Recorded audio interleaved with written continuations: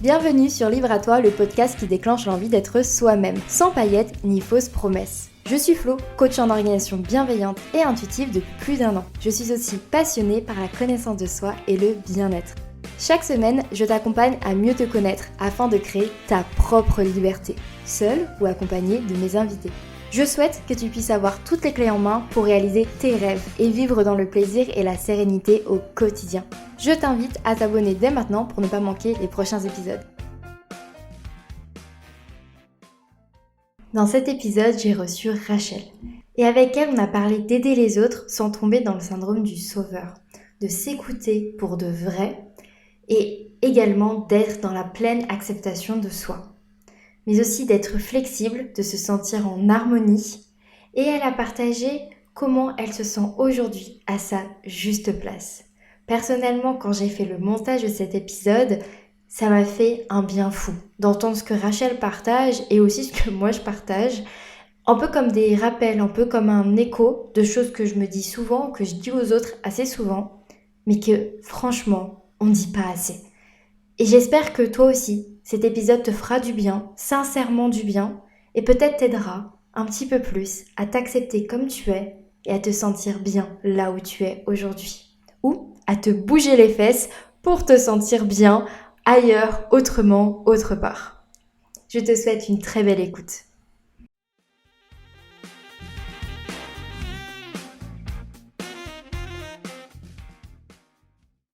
Hello, je suis super contente de te retrouver pour ce nouvel épisode. Aujourd'hui, je reçois Rachel. Et Rachel, ce n'est pas n'importe qui. C'est l'une de mes clientes. Donc, je suis trop contente d'être avec elle. Et en plus, de recevoir une cliente sur mon podcast, je trouve ça trop bien. Mais c'est pas qu'une cliente. On a commencé à quand même bien papoter, bien échanger. Et c'est surtout une grande fan de ce podcast. Elle me l'a dit encore là en off juste avant qu'on commence, donc c'est encore plus une joie pour moi de la recevoir. J'ai un peu l'impression d'être une grande podcasteuse qui reçoit une abonnée qui la suit depuis des années. C'est incroyable. J'adore ce moment. Donc voilà, Rachel, je t'en prie, tu peux te présenter pour toutes les personnes qui ne te connaissent pas.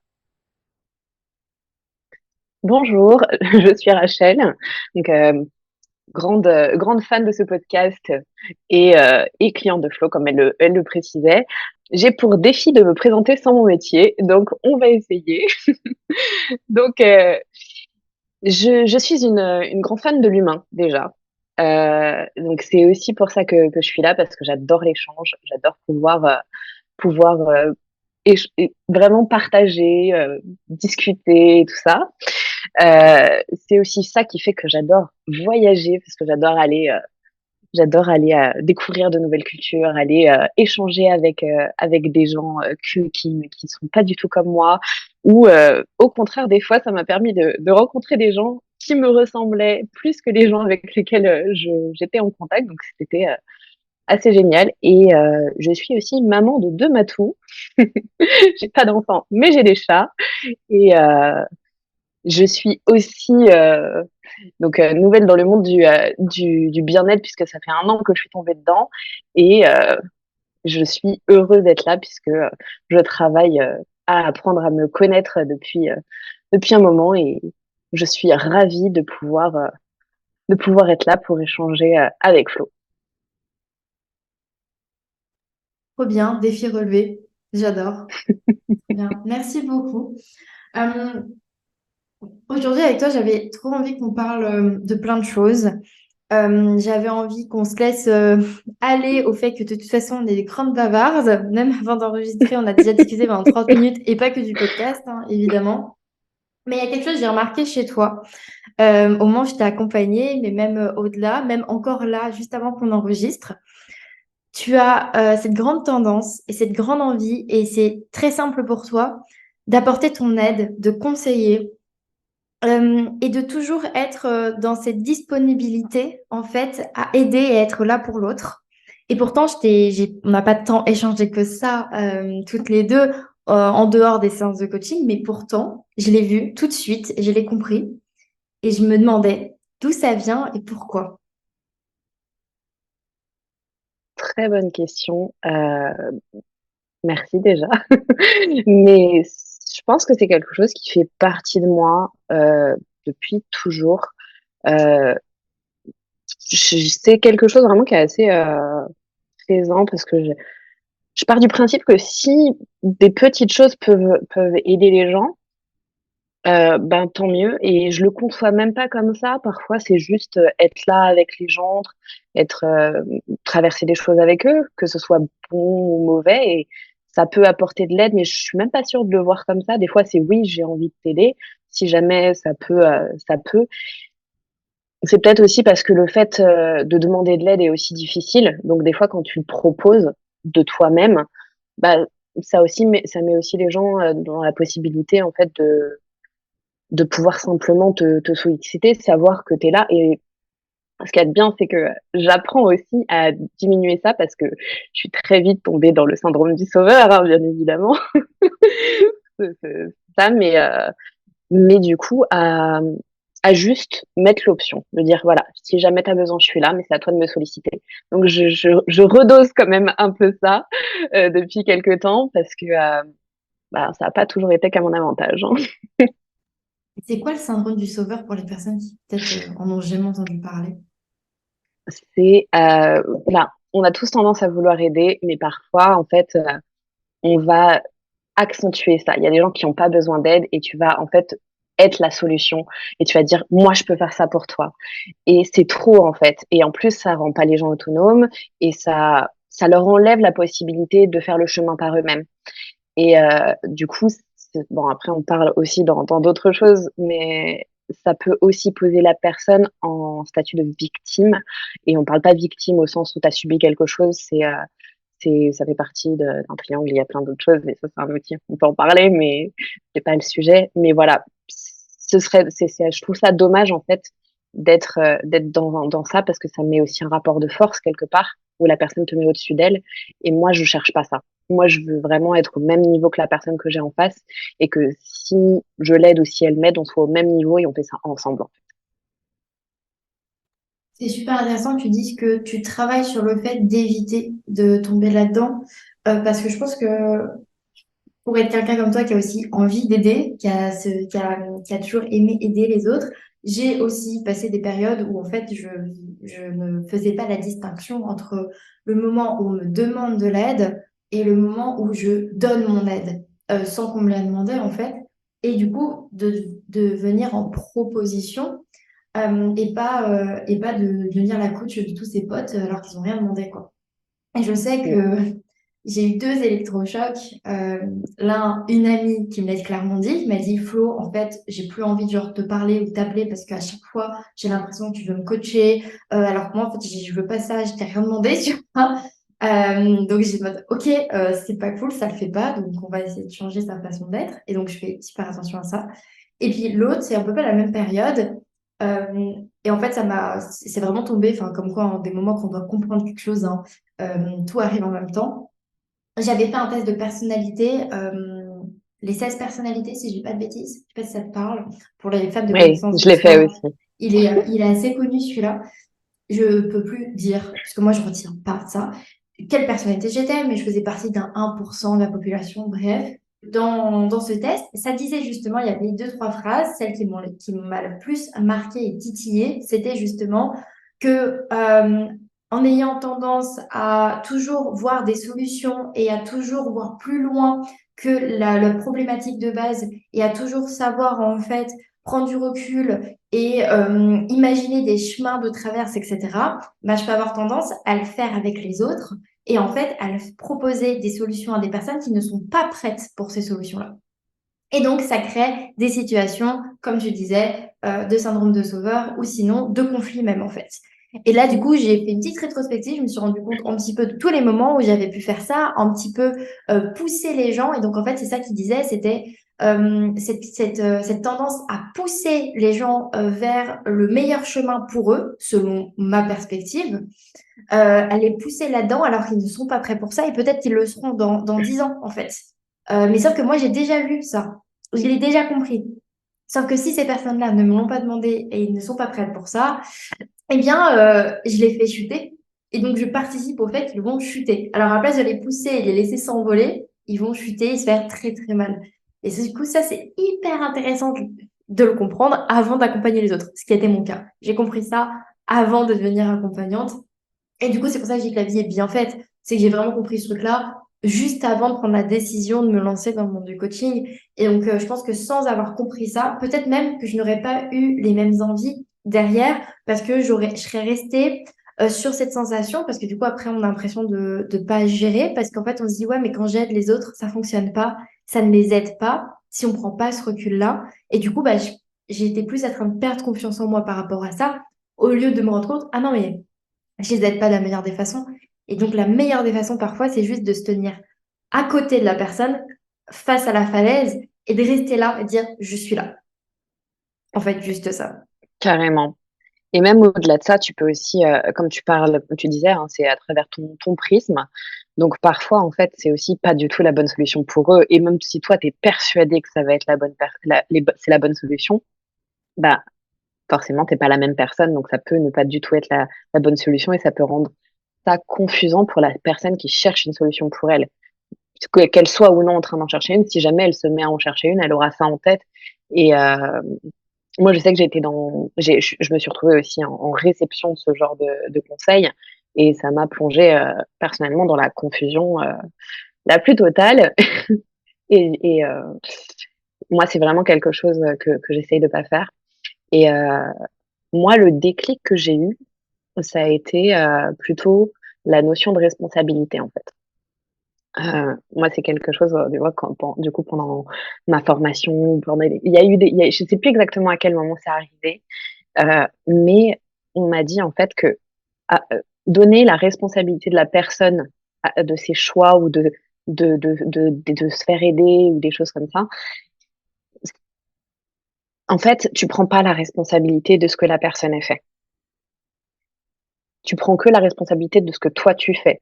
Et si tu te mets en position justement de sauveur, bah, en fait, tu prends la responsabilité de la solution. Tu prends la responsabilité du travail, tu prends la responsabilité de la solution. Et en fait, la personne n'est responsable de rien. Donc, c'est lui faire un désavantage parce qu'elle n'est pas responsable de sa vie, de ses choix. Et ça te met à toi un poids qui n'est pas le tien. Et ça crée forcément un déséquilibre et ça crée une relation qui n'est pas saine. Après, ça peut être à différents degrés, hein. Ça peut être pas grand-chose, mais il y a quelque chose qui est pas équilibré et j'ai beaucoup expérimenté ça depuis qu'on m'a dit, ça m'a fait un énorme déclic et ça a changé, mais vraiment énormément de choses pour moi. Et j'ai appris ça aussi au bon moment puisque j'ai appris ça juste avant de commencer à accompagner les gens aussi. Et, euh, et ça, c'est vraiment quelque chose qui est essentiel pour moi quand tu coaches des gens. C'est c'est de leur dire, moi, je suis responsable du cadre, je suis responsable de t'accompagner, mais tu es responsable de ta solution, tu es responsable du chemin, tu es responsable du travail.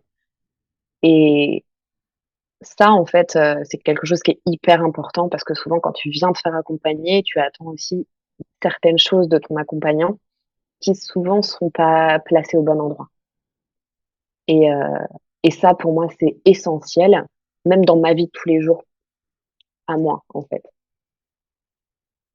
Et c'est vraiment quelque chose que j'essaye d'appliquer au quotidien, que ce soit dans n'importe quelle de mes relations et vis-à-vis de moi-même aussi. Vis-à-vis de toi-même, où est-ce que tu places ta responsabilité par rapport à ce qui t'arrive, à ce que tu vis? Mes choix sont les miens, qu'ils soient bons ou mauvais. Mes interactions sont les miennes et mes réactions face à une personne, en fait, sont les miennes. Il n'y a jamais personne qui va me créer une réaction. Et ça, c'est difficile à appliquer parce qu'on nous a tellement appris. Enfin, c'est comme ça qu'on parle tous, hein, mais c'est tu me fais, à cause de toi, je suis triste. À cause de toi, je suis en colère.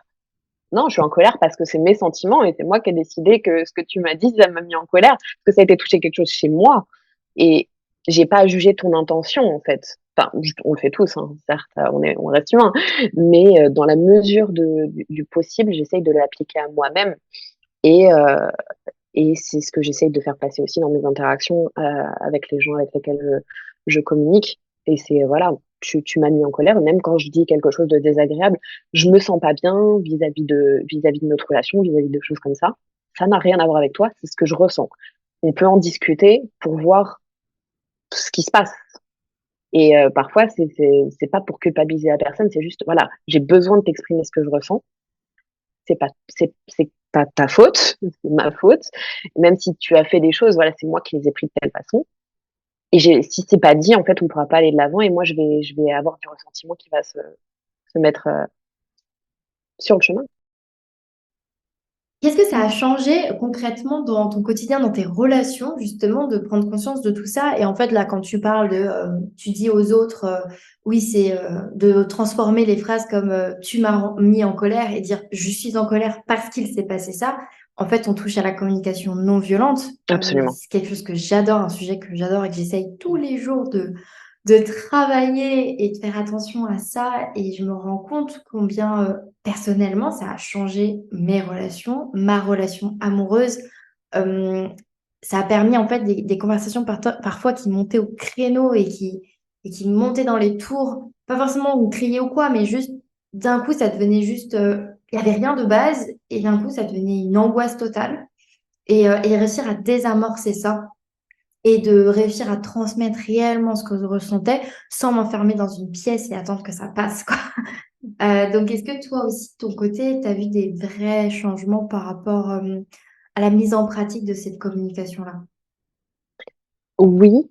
Après, moi, il y a eu plein de paramètres qui sont arrivés pour pouvoir me permettre de faire ça. Parce que juste la communication non violente n'a pas été suffisante. Ce qui est Moi, ça totalement a logique. été, ouais, ça a été comprendre mon fonctionnement aussi, comprendre. En fait, si tu connais pas tes besoins, si tu connais pas comment tu fonctionnes, tu peux pas l'expliquer aux gens. Et enfin, moi, j'ai été creuser tout ce qui était human design, tout ce qui était connaissance de soi et tout. Bah, je l'ai fait avec toi, hein. Et ça m'a vraiment aidé en fait à savoir de euh, quelle manière était la juste manière pour moi de passer ces messages-là, pour pas que je tombe dans la victimisation, pour pas que je tombe dans la colère, pour pas être dans l'agressivité, parce que j'ai longtemps eu tendance en fait à laisser monter et de pas aller au conflit, sauf que d'un coup t'exploses et d'un coup t'attaques la personne parce que soit elle est venue te chercher parce qu'elle comprend pas ce qui se passe et qu'elle est tombée sur le mauvais moment. Et donc savoir dire là tout de suite je ne suis pas en état de pouvoir avoir cette conversation. J'en suis désolée. Je reviens vers toi, on en parle, mais là tout de suite ça va pas être constructif. Déjà ça c'est la base. Et derrière, après, en tout cas, pour moi, je sais qu'il y a des choses que j'ai pu repérer qui pouvaient automatiquement me basculer dans cet état. Je donne un exemple. T'es en train d'avoir une conversation avec une amie, t'es pas content, et tu vas juste dire les trucs que tu ressens par rapport à la situation, et la personne passe tout de suite en mode plan d'action, en mode conseil et tout ça. Maintenant, j'ai pris l'habitude de dire à mes amis, j'ai pas besoin de conseils, j'ai juste besoin d'évacuer. Parce que dès que tu te mets en mode plan d'action, même pas trois quarts du temps, c'est 9 fois sur 10, 1 fois sur 100, ça va m'être utile. Sinon, en fait, ton truc, il va juste m'énerver parce qu'en fait, je vais être tout le temps en train de te dire non, non, non. Et moi, ça me fait me sentir mal, en fait, de juste rejeter toutes tes propositions parce qu'en fait, elles sont pas adaptées pour moi et ça revient à ce que je te disais tout à l'heure, en fait. Et, euh, et si c'est pas adapté pour moi, en fait, moi, je me mets juste en position de rejeter tout ce que tu dis. Et en fait, bah, du coup, je me sens pas bien à propos de moi-même. C'est comme si j'essayais pas de faire d'efforts, j'essayais pas de trouver de solution. Alors qu'en fait, je rejette juste tes solutions en face et pas mes solutions. Et c'est pas que j'en cherche pas, c'est que c'est pas, en fait, c'est pas l'intention de la conversation. Et je trouve que c'est un super exemple parce que euh, il y a des fois en fait où par défaut elles vont se mettre comme ça.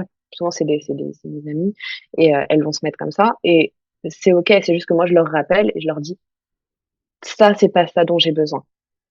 Et c'est ok qu'elles se mettent dans ce mode-là et je veux pas qu'elles culpabilisent. Et je leur redis si je vois que ça fait un malaise, je leur dis non c'est cool que tu le proposes, je suis super contente et merci beaucoup.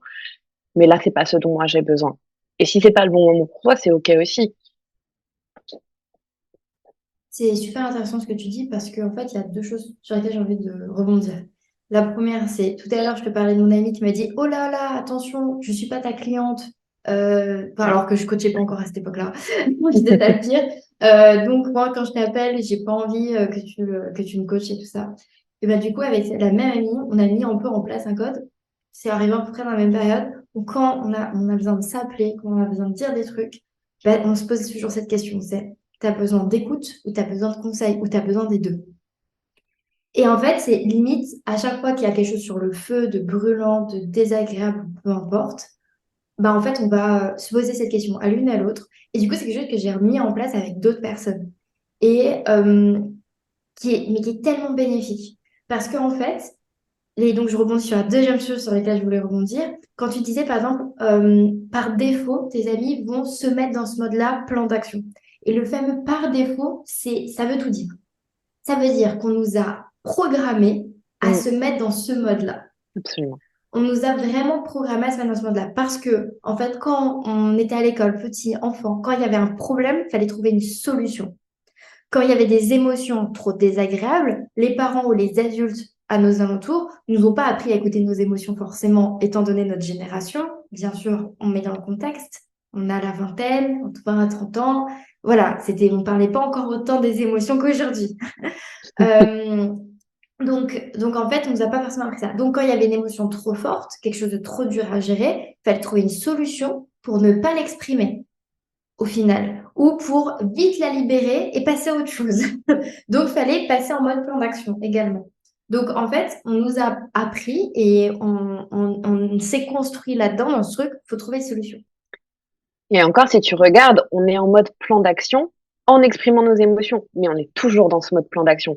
C'est juste qu'on fait les deux, mais il n'y a pas de moment où on fait que les émotions. Et je suis totalement d'accord avec toi. Tu sais que c'est un peu mon cheval de bataille.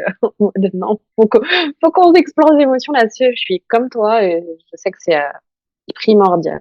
Mais tellement. Et en fait, du coup, ce truc vraiment, trouver des solutions.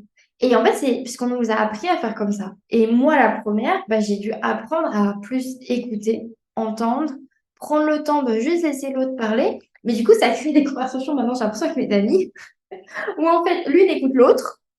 Et puis en fait, on ne se répond même plus, en fait, forcément. Et après, moi, je balance une information sur moi et sur ce que je ressens. Et l'autre, elle fait pareil. On s'écoute. Et enfin, vraiment, j'ai pu vivre ça là récemment. Mais en fait, ça fait du bien. Parce qu'en fait, on sait qu'on peut dire ce qu'on a besoin de dire sans forcément en face avoir un jugement, avoir des conseils non sollicités, avoir les besoins de l'autre répercutés sur notre propre histoire. Parce que c'est finalement ce qu'on fait. Quand on propose un plan d'action, très rapidement, après que quelqu'un nous ait exposé une problématique ou quelque chose de désagréable pour soi. Bon, en fait, le plan d'action qu'on lui propose, il ne peut pas être basé sur cette personne-là, étant donné que c'est trop rapide. Donc, on passe que par notre prisme, on passe que par ce que nous, on ressent par rapport à cette situation-là. Donc, en fait, c'est ça aussi, c'est de se dire, mais en fait, si je propose tout de suite une solution, je suis passé que par moi. Donc, j'ai pas suffisamment entendu l'autre et pris le temps, en fait, de m'imprégner de ce que l'autre est en train de me partager. Alors, ça peut être possible si vraiment on est face à quelqu'un qu'on connaît, mais par cœur, avec qui on vit ou avec qui on a traversé des épreuves, et peut-être que là, ça fonctionne. Mais honnêtement, ce genre de relations, elles sont quand même rares. Et on peut Oui. jamais être vraiment totalement dans les bottes de quelqu'un d'autre. C'est très difficile. Tu vas toujours projeter ce que toi tu ferais dans ces moments-là, mais c'est normal en fait. Une solution, tu vas la trouver que en fonction de comment toi tu réagirais ou comment tu as vu la personne réagir dans le passé. Mais tu peux pas inventer une solution pour comment elle va réagir dans le futur. C'est pas possible, hein.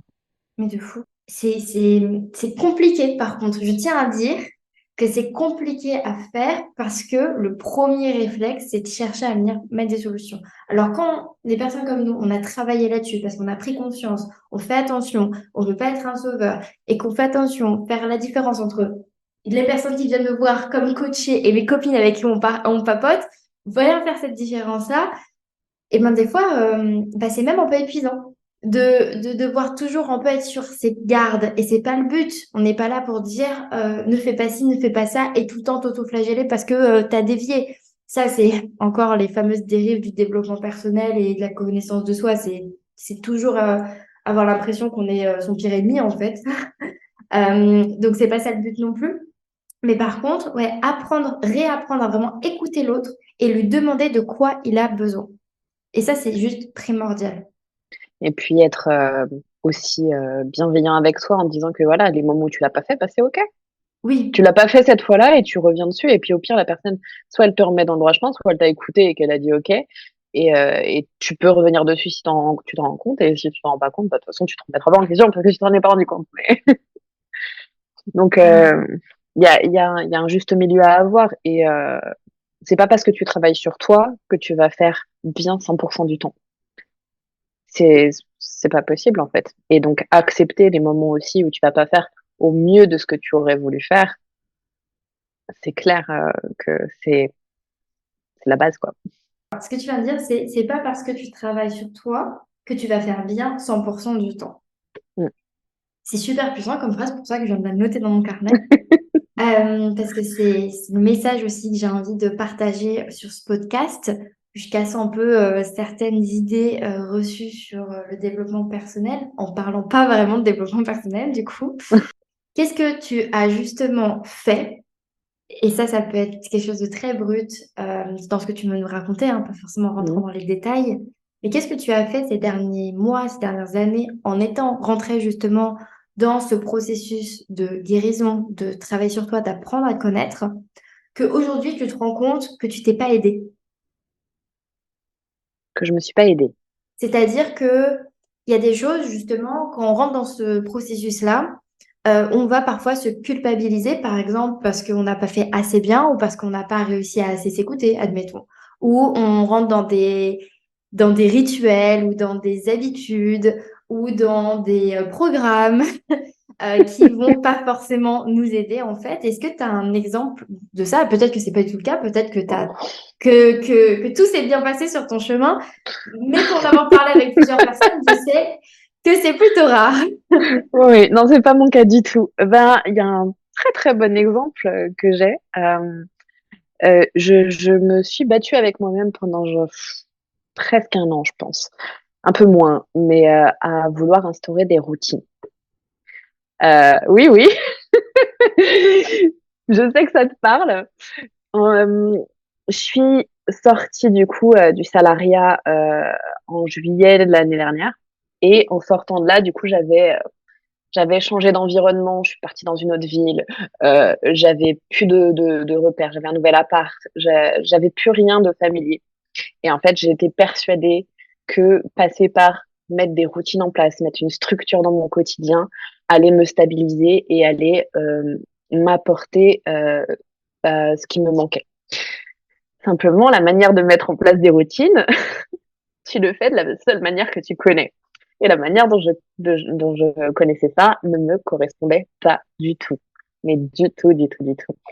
Et c'est, c'est, euh, c'est marrant parce que c'est le premier exemple qui m'est venu en tête, mais c'est, euh, c'est en tombant sur toi, justement, principalement la choré de l'organe. Hein. Forcément, ça m'a apporté une manière différente de faire des choses en ayant cherché comment moi je peux faire et aussi en faisant parce que j'ai aussi travaillé avec ta sœur et du coup c'est vraiment le combo de vous deux qui m'a permis d'avancer un petit peu là-dessus mais c'est tombé au bon moment parce que j'avais déjà fait tout le chemin que j'avais fait avant en fait c'est juste que c'est tombé au bon moment et ça m'a permis d'être capable de faire ce travail-là mais j'avais déjà bien avancé moi aussi parce que je voyais que ça fonctionnait pas et bah, c'est là où j'ai fait toute ma formation de coaching, c'est là où j'ai appris plein de choses, c'est là où j'ai appris sur moi, j'étais en train de m'intéresser au human design.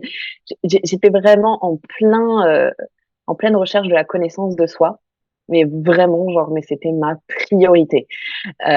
Et ce qui a été intéressant, c'est que à un moment donné, j'étais là, genre, il faut absolument que je fasse. Je suis contre le il faut. Et c'est vraiment c'est la seule solution. C'est la seule solution pour moi. Si j'ai pas de structure dans mon quotidien, je vais pas y arriver. Je vais simplement pas y arriver. Je vais rien faire de mes journées. Je vais faire tout ça. Et je suis rentrée dans un processus qui m'a dit, bah, c'est toi qui m'as dit ça en plus. Tu m'as dit, d'après ce que, enfin, tu m'as dit d'après ce que tu es en train de me partager, machin, tout ça, à la coach, tu as besoin de flexibilité. Tu as une organisation. C'est juste que j'arrive, je te dis, ouais, de toute façon, je suis pas organisée, je fais ça et ça. Mais ça, c'est une organisation. C'est juste que c'est pas une organisation traditionnelle. Ah, moi, j'ai fait, ah. Je me souviens encore de ce truc-là et je suis là, genre, ah merde. En fait, je suis en train de me prendre la tête pour construire un truc alors que j'ai déjà un truc qui fonctionne. C'est juste qu'il faut que ça, c'est un peu comme t'as ton argile qui est là, tu l'as enfin trouvé et tu lui donnes une forme, quoi. C'est un peu ça.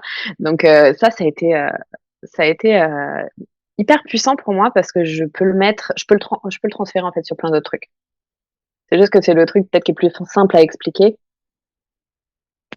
Mais sinon, tu peux le transposer sur plein de choses. Ça va être dans ta pratique, ça va être dans ton organisation, ça va être dans ton quotidien, dans comment tu fais les courses, j'en sais rien, tu vois.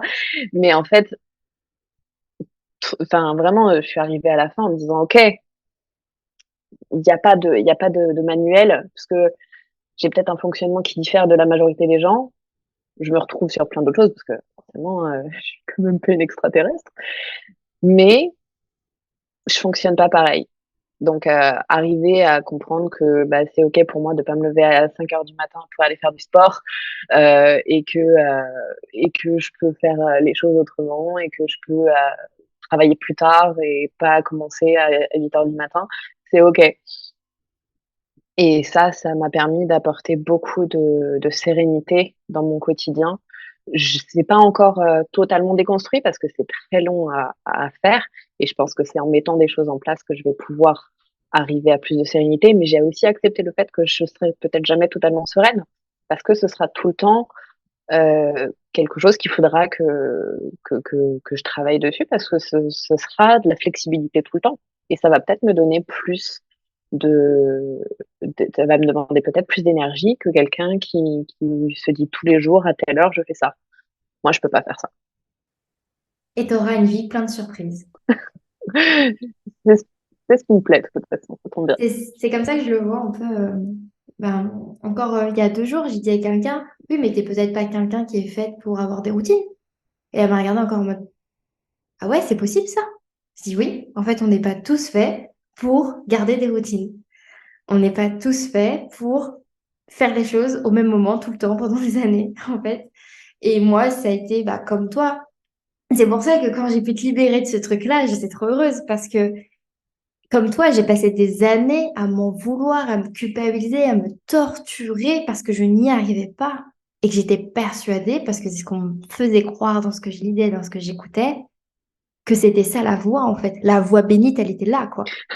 Clairement, je le voyais comme ça. J'avais l'impression que c'était le chemin de Dieu, c'était de suivre des routines et de faire le miracle morning, quoi.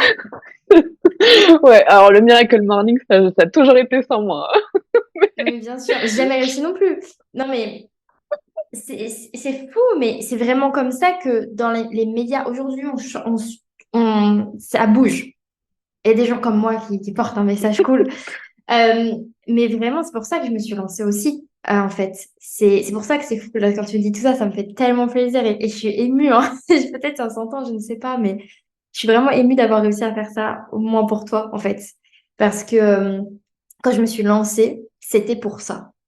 Vraiment, ce qui me rendait dingue, c'était d'avoir passé autant d'années à me faire du mal, à mettre ma santé en péril, à être tellement matrixée par cette idée que bah, il fallait être surproductif, produire, toujours être en forme, toujours être bien. Et en fait, vu que je rentrais pas dans cette case-là et que j'y arrivais pas et que je passais mon temps à échouer dans ce maintien-là de routine, et ben en fait, je me sentais comme une merde, on peut le dire. Je me sentais comme une merde. Et quand j'ai réussi à comprendre, à faire tout ce chemin, et que ça m'a repris limite le même temps, en fait, enfin, moins de temps, parce que bon, voilà, mais ça m'a repris mais tellement de temps à sortir de ça, on me dit, c'est pas possible que d'autres gens galèrent comme moi. Autant, en fait. Il faut venir les aider. Et c'est ça qui a été ma mission de base. Et quand tu me racontes ça, ça me réveille ce truc-là, alors que des fois, j'ai un peu tendance à oublier. Et au final, ma bataille, ça part de ça, de accepter qui on est et de faire autrement, même si c'est pas ce que les autres disent, en fait. Et de pouvoir se lever à l'heure qu'on veut et réussir tout autant ses objectifs, pouvoir se coucher à l'heure qu'on veut et réussir tout autant ses objectifs, pouvoir être réellement à l'écoute de soi et réussir ses objectifs. Et c'est ça qui est beau, en fait. C'est pour ça que je dis, tu auras une vie pleine de surprises. Parce que la personne, selon moi, la personne qui reste figée et fixée sur une façon de faire et qui n'en bouge jamais, mais Elle est où la vie là-dedans aussi? Et c'est ce que j'ai essayé d'apprendre et d'accepter et de reconnaître que tous les moments où j'étais à fond à me suivre mon chronotype, à me laisser porter, à me laisser vivre comme j'étais. Donc ça se vit beaucoup quand on est en voyage. Par exemple, tu parlais de voyage tout à l'heure. Quand on est Mmh. en voyage, on ne peut n'être que nous-mêmes. Parce C'est que notre exactement ça. bagage et notre personne, c'est notre seul repère.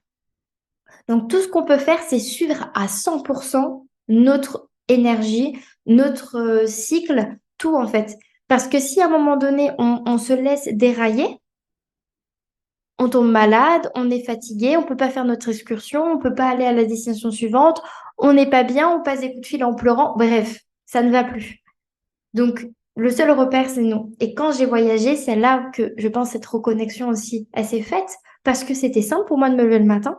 C'était simple pour moi de dormir. Je passais des super nuits. C'était simple pour moi d'avoir l'énergie. C'était quand j'étais pas bien, je faisais des crises parce qu'à l'époque, je ne savais pas parce que je n'étais pas diagnostiquée. Je faisais des crises d'endo pendant mon voyage. Elles ne duraient que 2 jours. Quand je suis rentrée, elles duraient 2 mois. Cette compréhension-là, elle est hyper importante et c'est vraiment mon message. Et donc, merci de me l'avoir rappelé, de l'avoir réveillé encore en moi pour que je puisse le redire, le rebalancer, le crier sur tous les toits parce que c'est trop important, quoi. Avec plaisir. Et c'est marrant que tu parles de ça parce que ça m'a fait tilt. Les moments où j'ai voyagé seule, parce que j'ai fait plusieurs voyages en Asie toute seule, euh, j'ai jamais été seule puisque j'ai toujours rencontré des gens sur place où, et en fait, je me suis rendu compte que comme tu voyages pas avec eux, tu les rencontres mais t'as quand même ton rythme. Et, euh, et en fait, tout ce que tu viens de dire, ça a résonné pour moi parce que ça m'a permis en fait vraiment de faire ce que je voulais au moment où je voulais, d'être avec les autres ou pas, et, euh, et de pourtant vraiment vivre le truc dans l'instant, sans me préoccuper de quoi que ce soit, et juste d'y aller au feeling. Et ça a été certains, probablement les meilleurs moments que j'ai vécu en voyage, en général d'ailleurs. Et, hier, je faisais une séance de PNL et justement, on m'a demandé de choisir un souvenir. Et c'est des souvenirs que j'ai choisi. Parce que c'est peut-être un des moments où je me sentais le mieux, d'être en harmonie avec là où j'étais, d'être bien, d'être à ma place, de me sentir vraiment bien. Et je me demandais pourquoi hier. Et en fait, tu viens de le dire. C'est parce qu'à ce moment-là, je rentrais pas dans une case. Je faisais pas ce qu'on me demandait de faire ou autre. J'étais juste moi et je suivais juste ce que je voulais faire. Et c'est pas parce que tu suis ce que tu veux faire, ou que tu suis ton instinct, ou que tu es vraiment pleinement qui tu es, que tu vas pas avoir ta place. Et on dit toujours, il faut pas rentrer dans une case. Ou t'as pas besoin de rentrer dans une case. On est tous dans une case. C'est juste, tu choisis ta case, en fait. Et ta case, elle n'est pas obligée de rester la même tout le temps. Elle peut même changer d'une minute à l'autre, en fait. Et, euh, et cette fluidité qu'on a, et ça veut pas dire que qui tu es euh, change. Ça veut dire que peut-être ce que tu vas refléter va changer en fonction de qui t'as en face, en fonction d'où tu es, parce que forcément il y a des codes sociaux dans lesquels on peut aller. Mais si tu es dans une boîte en fait et que tu connais bien ta boîte, en fait tu peux savoir aussi les petits moments où tu en sors. Mais c'est juste que voilà, on est tous obligés de d'être en société.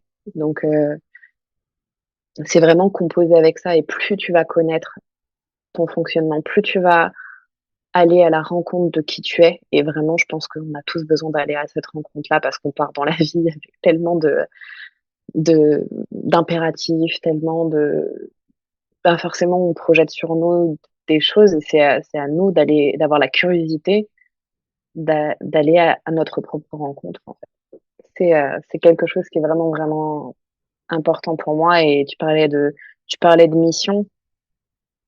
Moi, ça a été une telle souffrance dans ma vie de pas ressentir, d'être à ma place, de toujours être en marge, de toujours forcer quelque chose parce que j'étais pas assez comme on voulait que je sois. J'ai- c'est- et c'était pas toujours mal intentionné, hein. C'est juste, ben, il faut ressembler aux gens pour être accepté. Et ça a créé un énorme mal-être, que ce soit en grandissant ou même plus tard, ou si t'es dans un salariat et que t'es pas forcément dans la boîte qui te convient, c'est à toi de t'adapter à ton environnement, mais l'environnement ne s'adapte jamais à toi. Et ça a été tellement une souffrance que pour moi, si je veux faire tout ce que je peux à mon niveau pour que les gens se rendent compte qu'ils ont pas, c'est pas une obligation en fait. Et qu'il y a tellement, on se construit tellement de croyances qui nous dit que c'est à nous de faire le travail, de changer pour être intégré. Parce que sinon, on va être isolé, parce que sinon, on va être rejeté, parce que sinon, on n'aura pas la sécurité financière. Qu'il y a des moyens aussi d'être dans des environnements, on va dire, normaux ou traditionnels, je préfère à normaux, mais tu peux quand même être toi-même là-dedans. Et en fait, tu, tu peux le faire. Et c'est pas pour autant que c'est pas l'environnement qui te convient. Mais ça veut dire aussi que tu dois dire à ton environnement, moi aussi j'ai besoin de ça. Et c'est pas que moi qui vais m'adapter à tes besoins. Et ça, c'est un truc qu'on oublie, en fait, et que du coup, on est de nouveau dans ce mode par défaut. Et c'est pour ça que quand moi je parle de coaching, je parle toujours de la personne que j'ai en face, elle a toutes les ressources en elle, en fait. On a toujours absolument 100% de ce dont on a besoin pour être là où on veut être. Après, ça nécessite parfois des sacrifices. Est-ce qu'on est prêt à les faire ou pas? Mais par contre, si tu n'es pas prêt à les faire, c'est un choix. Il faut que tu sois OK pour vivre comme ça. Mais aucun des deux choix n'est mauvais.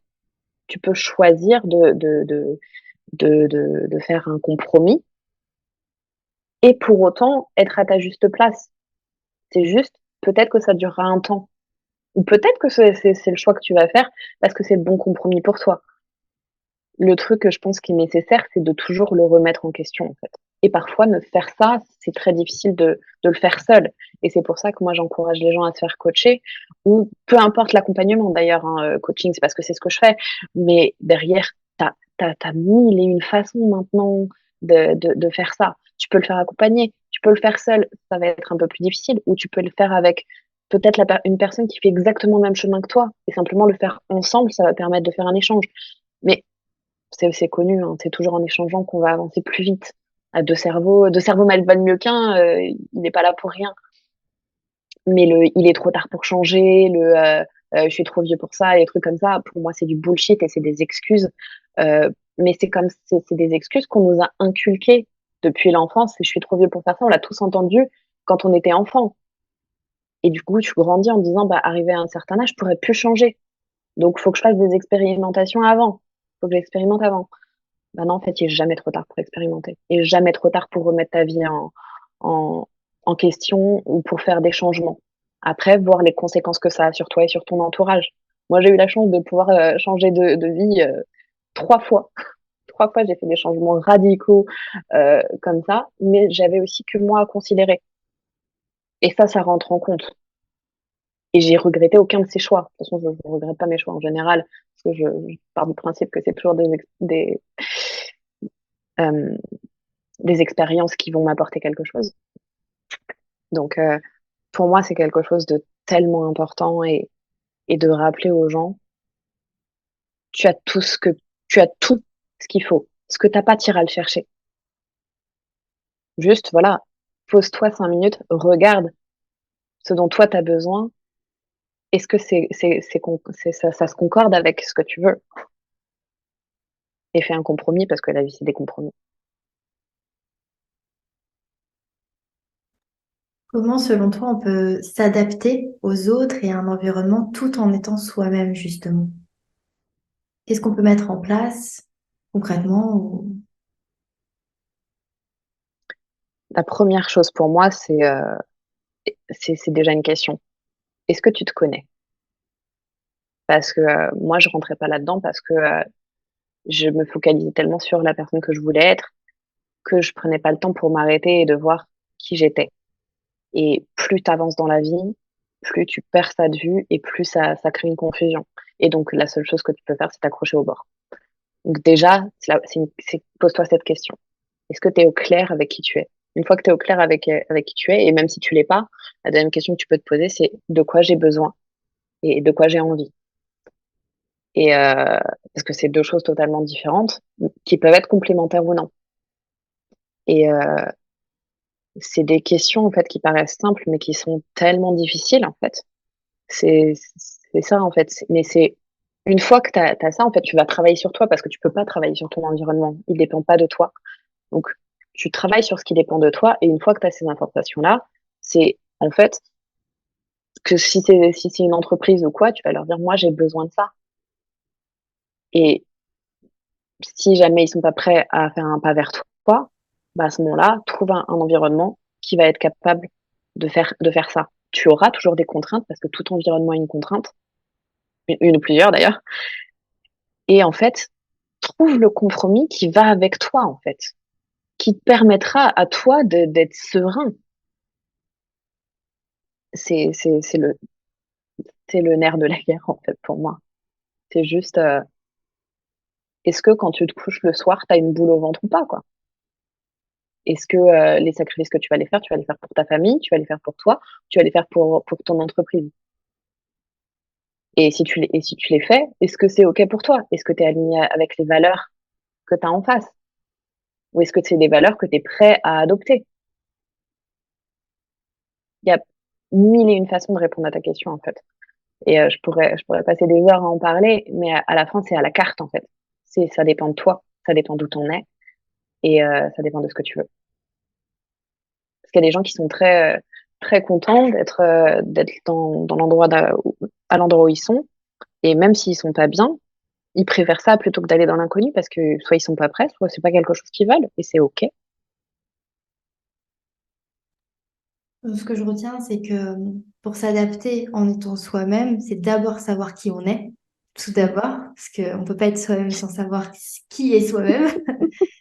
Et ensuite, c'est trouver des compromis et choisir au lieu de subir, si je résume. Exactement. À partir du moment où tu choisis, c'est là où on revient à la notion de responsabilité, en fait. Tu prends tes responsabilités. Parce que la situation dans laquelle tu es n'est jamais imposée par quelqu'un. Tu toujours une part de choix. Enfin, toujours. On s'entend, bien évidemment, si t'es kidnappé, t'as pas trop le choix.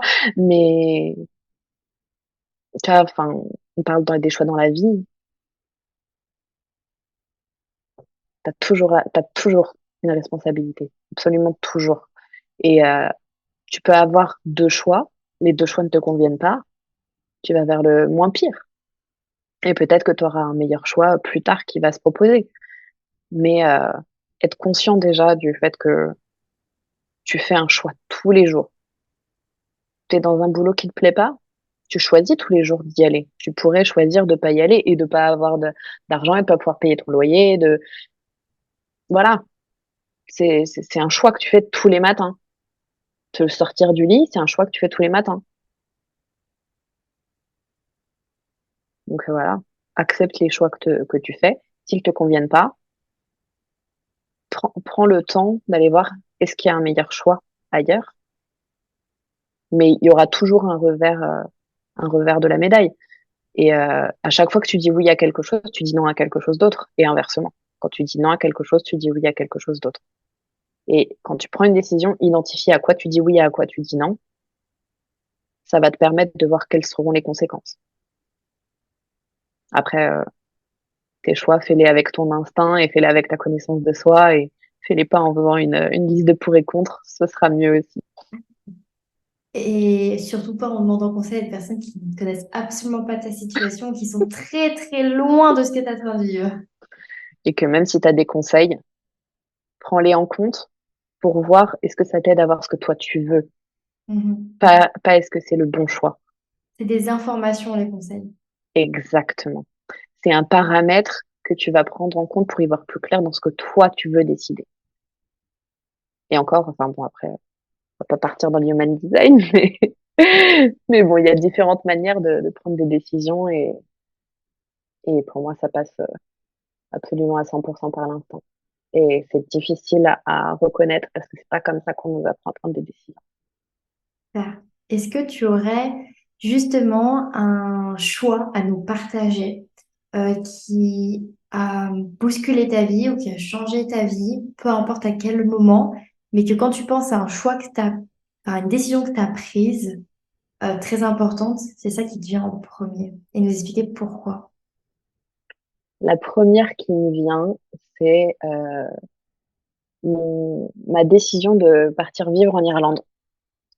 Euh, j'ai, je sortais de mes études, j'avais un travail, j'étais en CDD par choix, euh, parce que justement, je savais pas trop ce que je voulais faire. Et en fait, un jour, je sais pas trop d'où c'est sorti, j'ai pris la décision de partir. Une semaine après, j'avais trouvé une famille au pair. Une semaine après, j'avais quitté mon travail. Une semaine après, j'étais dans l'avion. Le moment où j'ai pris ma décision, 3 semaines après, j'étais partie.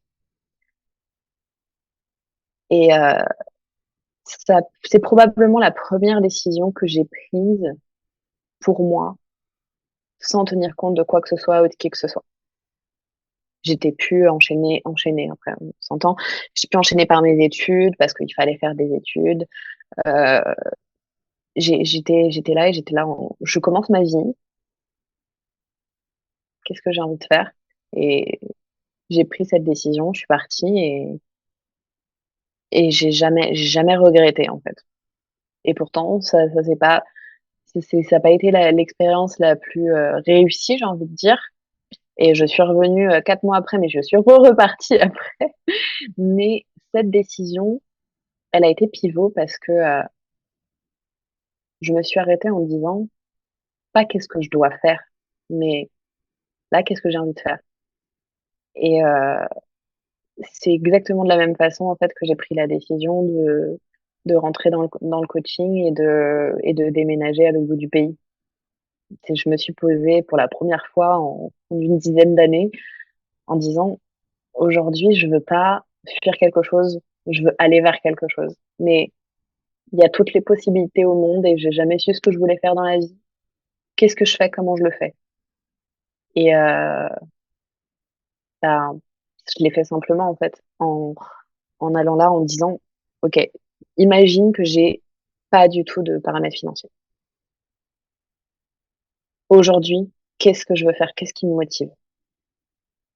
Et c'est comme ça que j'ai enclenché une intention en fait d'aller vers quelque chose qui sera pour moi et qui fera qu'en fait je me lèverai tous les matins avec envie de faire quelque chose. Et ça veut pas dire que je me lève tous les matins en ayant envie de faire les tâches que je me suis mise.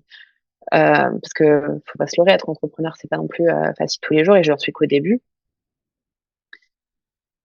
Mais tous les jours, ça résonne correctement. Je suis à l'endroit où je veux être et je suis à ma juste place. Et si je peux aider une personne à ne pas à arriver à ça sans avoir à traverser tout ce que j'ai traversé, bah écoute, je serais heureuse. Et c'est un peu ce que tu disais tout à l'heure, de pouvoir éviter aux gens de rentrer dans tous ces nœuds en leur faisant bénéficier de notre expérience, quoi. C'était ma question suivante, c'était de te demander justement si aujourd'hui tu te sentais à ta juste place. Mais du coup, tu y as répondu. Je suis à ma juste place. Oui. C'est trop cool. C'est super beau. C'est, c'est beau, vraiment. Je trouve ça juste beau de pouvoir se dire ça et de ressentir ça réellement. Merci beaucoup, Rachel, pour tout ce que tu as partagé avec nous. Est-ce que tu t'en as déjà partagé, hein, évidemment, jusqu'ici, mais peut-être que tu as un message, une parole, un mantra, peu importe ce que tu as envie de faire passer dans cet épisode. Moi, ce que je dirais, c'est ne prends pas pour acquis que tu dois subir. Choisis. C'est un petit peu sur ce truc-là qu'on avait lancé C'est ma priorité sur la deuxième édition avec Céline. Et quand je te re-entends parler de tout ça, je me dis, ouais, c'est ça. C'est de se dire qu'en fait, on peut être soi-même, vivre à notre rythme, kiffer, sans subir tout ce qu'on imagine qu'on est censé subir dans une vie. En fait, peu importe le projet dans lequel on se lance, on fait des choix, on est responsable de ses choix. Et on peut être soi-même sans se sentir plus bactère, parce que souvent le soi-même, on l'a associé quand on a souffert de qui on est, on l'a associé justement à des moments difficiles, à des moments où on n'était pas inclus, où on était plutôt exclu, etc. Et, euh, et je trouve vraiment que du coup, c'est vraiment ça qui est beau, c'est pouvoir se dire, je suis moi-même et c'est une force. Et c'est pas une faiblesse comme ce que j'ai pu l'intégrer avant. Donc je subis pas le fait d'être moi-même. Et donc quand je t'entends parler, c'est tout ça qui me vient de nouveau. C'est très très bien résumé, c'est exactement ce que je pense. Et on remet pas assez en question euh, nos certitudes. Et parfois, les remettre en question ne veut pas dire qu'on va avoir une certitude différente à la fin. Ça veut juste dire que tu vas potentiellement la confirmer. Et c'est un énorme courage d'être capable de faire ça. C'est remettre en question ce que tu considères comme être absolu. Parce que y a jamais rien qui est absolu pendant toute ta vie. Il y a toujours un moment où ça va évoluer. Et potentiellement, ça peut évoluer d'un millième de pourcent. Mais voilà, confirme-le pour toi. Au moins, tu sais que tu y crois parce que toi, tu y crois et pas parce qu'on te dit d'y croire. Et tu as toujours du pouvoir sur ta vie. Merci. Avant de passer à la question signature du podcast, est-ce que tu as des actualités à nous partager? Parce que jusqu'ici, tu nous as pas parlé de ton métier, de ton nouveau métier. Peut-être que maintenant, c'est le moment. Est-ce que tu as des choses, voilà, en ce moment, sur le feu, à nous partager? En ce moment, je propose une offre de coaching individuel et justement, j'essaie de faire ce travail avec les gens que j'accompagne et qui sont prêts à un peu partager ce chemin avec moi Et où est-ce qu'on peut te retrouver si ça nous intéresse? sur Instagram et sur LinkedIn à Rachel Ounas Coaching. Trop bien. Merci beaucoup. C'est le moment de la question signature. Est-ce que tu es prête? Et comme fan du podcast, j'imagine que tu y as déjà réfléchi. C'est possible. Rachel, quelle est ta liberté? Ma liberté, c'est de respirer tous les jours et de tous les jours faire les meilleurs choix pour moi. Je te remercie d'avoir écouté l'épisode jusqu'au bout. Pour soutenir le podcast, tu peux le partager à une personne à qui ça plairait, me laisser une note sur ta plateforme préférée d'écoute ou même m'envoyer un message directement sur Instagram pour me dire ce que tu en as pensé. Et n'oublie pas, libre à toi d'oser être toi-même pour créer ta liberté.